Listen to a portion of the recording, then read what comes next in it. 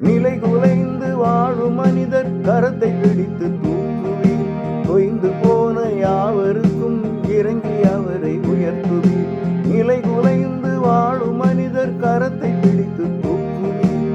தொய்ந்து போன யாவருக்கும் இறங்கி அவரை உயர்த்துவீர். உயிரினத்தின் கண்களெல்லாம் உம்மையென்றோ நோக்கிடும். அவைகளுக்கு நல்லுணவை அளித்து தினமும் காக்கிறீர். நீர் இறங்கி அவைகளுடைய பசியை போக்கச் செய்கிறீர்.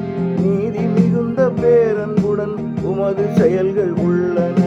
வெகு அருகில் இருந்து என்றும் பயந்து நடக்கும் அன்பர்கள் விரும்பும் எதையும் பெறுவார். அதை யாவே நீர் நல்குவீர்.